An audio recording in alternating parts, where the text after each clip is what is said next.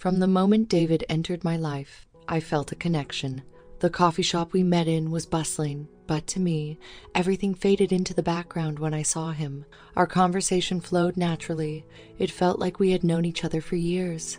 Soon, days turned into weeks, and weeks into months. I introduced him to Noah, my son from my previous marriage, hoping with all my heart that they would get along. David knelt down, ruffled Noah's hair, and said, "Hey, champ, your mom's told me a lot about you." Noah, shy at first, quickly warmed up to him, sharing about his school, friends, and the latest video game he was into. David and I shared dreams of the future, quiet dinners, and Sunday morning brunches. We laughed at each other's silly jokes and comforted one another during tough times. The joy I felt with him was unparalleled. One evening, as we walked along the city pier, he stopped, taking my hands into his. The city lights danced in his eyes as he looked deep into mine. "Abigail," he began, his voice shaking slightly, "I love you, and I want to spend the rest of my life with you." He knelt and presented a beautiful ring. "Will you marry me?" Tears welled up in my eyes as I nodded. "Yes, yes, 1,000 times, yes." The wedding preparations were a whirlwind. Picking out the venue, the dress, the guest list. It was overwhelming but exciting. But a cloud seemed to loom in the horizon. David's mother, Mrs. Henderson. During our first meeting, I tried my best to make a good impression. However, she looked me up and down, her eyes critical. "So, Abigail, David tells me you've been married before," she said, her voice dripping with disdain. I nodded, "Yes, and I have a wonderful son, Noah." She sighed. "Well, we can't change the past, can we?" As the wedding approached, David seemed more and more distant. Whenever I brought up his mother's behavior, he'd brush it off. "She's just protective, Abby," he would reassure me. But on our wedding day, her true colors showed. As I walked down the aisle, feeling a mix of excitement and nerves, I overheard her whispering to a relative, "She looks nice, but I've seen better wedding gowns." Despite her snide remarks and passive, aggressive behavior, I held on to the hope that after the wedding, things would change. Maybe, just maybe, she would come to accept me. As the night drew to an end, David took my hand, pulling me into a dance. "We did it," he whispered, his eyes searching mine. "Everything will be okay from here." I wanted to believe him. I really did. The first days after the honeymoon were filled with euphoria. David and I were on cloud 9, reminiscing about our romantic getaway and making plans for our future. My home, filled with memories of Noah's childhood, became our nest. We began personalizing it, bringing in a blend of our tastes. David brought in a vintage record player he was fond of, and we'd dance in the living room to old tunes, laughing and singing along. However, it didn't take long for the clouds to roll in. Mrs. Henderson started visiting more frequently than I had anticipated. Her visits weren't the pleasant kind where you'd serve tea and chat about mundane things. No, they were filled with criticisms and thinly veiled insults. One day, as I was arranging the living room, she walked in, unannounced. "Abigail, dear," she started, glancing around with a frown. "This place could really use some fresh flowers, don't you think? It feels so drab." David, always trying to mediate, jumped in with a forced smile. "Mom, Abby and I like it this way. It has a cozy feel." Mrs. Henderson simply pursed her lips. Well, to each their own. Noah, my ray of sunshine, tried his best to stay out of Mrs. Henderson's way.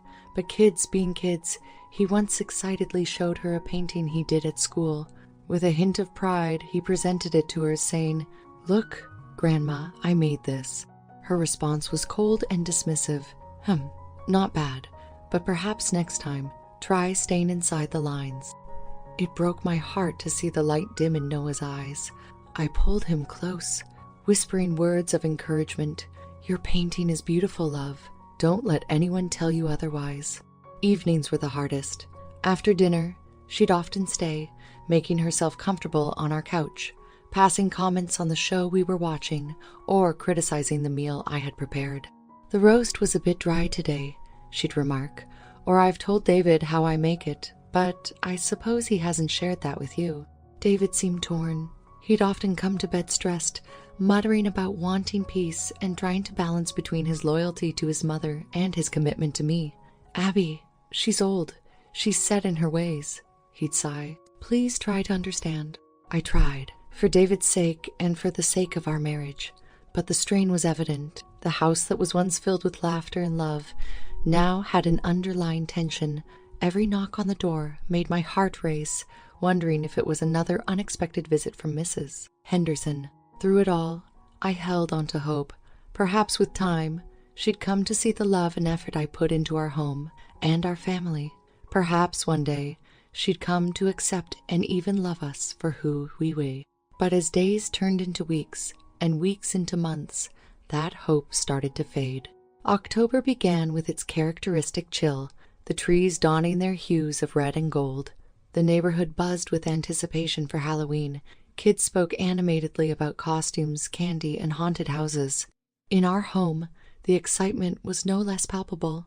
Noah had already begun brainstorming his costume ideas, switching between wanting to be a superhero one day and a spooky ghost the next. One evening, David and I sat in our kitchen going through the mail. Among the bills and advertisements, there was an envelope with familiar handwriting. I opened it and found an invitation from our friends, Mark and Lisa, inviting us to their annual Halloween bash. "This could be fun," David said, looking over our shoulder. "We haven't been out together in a while." "But what about Noah?" I asked, concern evident in my voice. We rarely left him alone, especially on a night like Halloween. David pondered for a moment, then, with a hint of hesitation, said, "Why not let him stay with my mother for the night? She's family, Abby, and Noah's older now. He'll be okay." The idea made me uneasy. The memories of Mrs. Henderson's disdainful words and dismissive attitude towards Noah resurfaced. "David, I'm not sure." I began, trying to choose my words carefully. "She hasn't been the kindest to him." David took my hands, looking earnestly into my eyes. "She's still his grandmother. Maybe this is a chance for them to bond, for her to see the wonderful boy he is." He was hopeful, perhaps even a bit desperate, wanting to bridge the growing chasm between his wife and mother. With a deep sigh, I finally relented. "Okay, but only if Noah is comfortable with it." The days leading up to Halloween were filled with preparations. Noah finally settled on a ghost costume, which we had fun making together. He seemed to grow excited about the idea of spending time with his grandmother, his youthful optimisms making me second guess my own reservations. A day before Halloween, Mrs. Henderson came over, and to my surprise, she seemed more amicable. "So, Noah, I hear you're spending Halloween with me," she said, a semblance of warmth in her voice. Noah nodded eagerly. "Yes. Grandma, Mom and I made my ghost costume. Do you want to see?" She smiled, a genuine one. Or so I hoped. "Of course, dear. I'm sure it's fantastic." As she left, she pulled David aside. I couldn't hear their conversation, but I saw David nodding, his face a mix of relief and gratitude. When he returned to the kitchen, he seemed lighter, more upbeat. "She promised she'll take good care of him," he said, wrapping his arms around me. I wanted to believe that everything would be all right, that this Halloween would be a turning point for all of us. But deep down, an unsettling feeling lingered, like the calm before a storm. Halloween evening dawned with a misty gray overcast, casting a moody atmosphere throughout the neighborhood. Children's laughter and the sounds of trick or treating filled the air. At our home, the anticipation for the night's events was palpable. As the sun began to set, Noah, dressed in his ghost costume, flitted around the house. The white sheet billowed as he moved, and he had cleverly crafted chains from paper, which he rattled for effect. "Look, Mom," he exclaimed, trying to spook me. "I'm the ghost of the house." Laughing, I pulled him into a hug. "You sure are scary," I teased, planting a kiss on his forehead. David, meanwhile, was preparing for our night out. He looked dapper in his suit, adjusting his tie in the mirror. Catching my reflection, he winked. "Ready for a fun night, Mrs. Ghost?" Just then, the doorbell rang. It was Mrs. Henderson arriving punctually. She entered looking around, her gaze lingering on Noah. So, young man, ready to spend some quality time with your grandmother? Noah hesitated momentarily, then nodded. Yeah, Grandma, we can watch a movie or something. Mrs. Henderson's lips curved into what seemed like a genuine smile. That sounds wonderful. I pulled David aside, whispering, Are you sure about this? I'm getting a weird vibe. David placed his hand on my shoulder, trying to soothe my concerns. It'll be okay, Abby. It's just one night. What could go wrong? Oh, how I wished he was right. The party was in full swing by the time we arrived at Mark and Lisa's place. Music blared from the speakers, and the house was filled with people dressed in an array of costumes. Friends greeted us warmly, and for a moment I let myself relax, enjoying the festivities. However, as the hours ticked by, a nagging feeling settled in the pit of my stomach. Every time my phone buzzed, my heart leaped, half expecting a call from Noah. But each time, it was just another message or notification. As midnight approached, David and I decided to head home. The drive back felt longer than usual, my thoughts consumed with how Noah's evening with Mrs. Henderson went. The sight that met us upon reaching our doorstep is one that still haunts me. The door was slightly ajar, the lights inside dimmed. Panic surged as we hurried in, calling out, Mrs. Henderson? No response. Frantically, I dialed Noah's number. Voicemail. The chilling silence of the house weighed heavily, pressing down on my chest. Just as I was about to call the police, my phone rang. It was Mrs. Henderson. Oh, Abigail, I thought Noah would be home by now. He wanted some fresh air, so I let him go for a walk. My heart dropped. What do you mean a walk? It's freezing out. The condescension in her voice was evident. He's a big boy. He'll be fine. Suddenly, a soft knock interrupted our conversation. Racing to the door, we found Noah, his ghost costume now dirty and tattered, his eyes red from crying. His fingers were blue, the paper chains now soggy and limp. Pulling him into my arms, his voice, weak and trembling, broke through. She said I was too noisy. Mom, she didn't want me there anymore. The storm I had sensed was no longer approaching. It had arrived. The moment we stepped inside our home, the atmosphere felt different, heavy, charged with anger, worry, and regret. The living room, usually our sanctuary, felt cold and unforgiving. I immediately wrapped Noah in a warm blanket and made him hot cocoa. As I looked into his pale face, memories of his first steps, his first words, all the moments we had shared in this very room, came flooding back. I felt a burning rage, thinking of how someone could be so heartless as to harm this innocent soul. Noah, shivering, clutched the mug with both hands. I kept ringing the bell. Mom, he whispered, his voice quivering, but she didn't open the door. She just shouted from inside that I was too noisy and ruining her evening. David, having been silent till now, knelt beside Noah, his face a mixture of guilt and anger.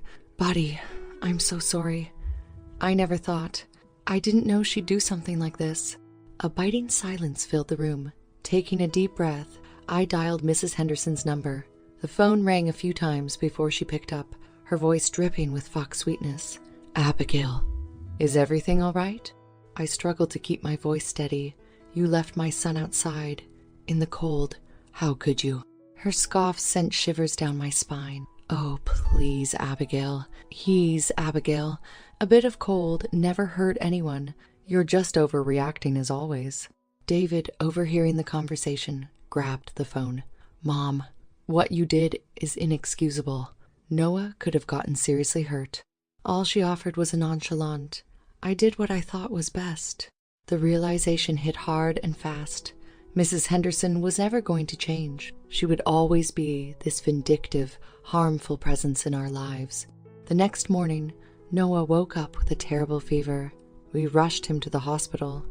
As he lay in that hospital bed, hooked up to machines, his usual vibrant spirit dimmed, I made a promise to myself I would never let anyone hurt my child again. The court case was nerve-wracking. Lawyers, hearings, testimonies. It felt like a whirlwind, but the evidence was clear. Neighbors testified about seeing Noah outside, cold and crying. Mrs. Henderson's cruel actions were laid bare for all to see. In the courtroom, As the judge announced that Mrs. Henderson was ordered to pay $200,000 for her actions, I felt a sense of vindication. Money couldn't heal the trauma Noah went through, but it was a start. As for David, the cracks in our marriage that had been forming over the past months had now become gaping chasms. The incident with Noah was the last straw. It wasn't just about his mother's cruelty, but his own inaction and misplaced loyalties. Our home, which once echoed with laughter and love, now felt like a battlefield. It was time to move on, to build a safer, happier life for Noah and me, away from the shadows of the past. The days following the verdict were a blur. The legal victory, though significant, felt hollow in the face of the emotional trauma Noah and I had experienced. The media had caught wind of the case, painting lurid headlines about the monster grandmother. Every morning, our doorstep was cluttered with reporters and their cameras, vying for a statement, a glimpse into our lives. Inside our home, the atmosphere was tense. David, a shadow of his former jovial self, shuffled around lost. He had tried apologizing, pleading, explaining, but words felt woefully inadequate. One evening, as I sat in Noah's room, watching him doodle in his sketchbook, David entered holding out a piece of paper. "It's the divorce papers," he murmured, his voice barely above a whisper. I looked up, the weight of the situation pressing down on me. "David, this isn't just about your mother anymore. It's about us, our inability to protect our family." He nodded, tears forming in his eyes. "I know, Abby, and I can't forgive myself for letting things get this far." We sat in silence, the finality of the situation settling in. Our love story, which had started with so much promise, was now a collection of regrets and what-ifs. Noah, sensing the tension, came over and took my hand. "Mom, whatever happens, we'll be okay, right?" His innocence and strength in the face of adversity were a constant source of inspiration. "Yes, sweetie," I whispered, hugging him close. "We'll be just fine." The process of divorce was painful but necessary. The house, which had been a witness to our highs and lows, needed a fresh start. I decided to sell it, using the money from the sale and the compensation from the court case to buy a new place for Noah and me. As the moving trucks loaded our belongings, David stood at a distance watching. Our eyes met, a whirlwind of emotions passing between us. "Take care, Abby," he called out, his voice filled with genuine concern. "You too, David," I replied, a hint of sadness in my voice. Life in our new home was different but comforting. The echoes of our past still lingered, but there was also hope, the promise of new beginnings. Noah thrived, making new friends and excelling in school. And as for me, the wounds began to heal, slowly but surely. Revenge wasn't what drove me. It was the need for justice, for a safe space for my son and me. And in the end, justice, though cold and hard, was served.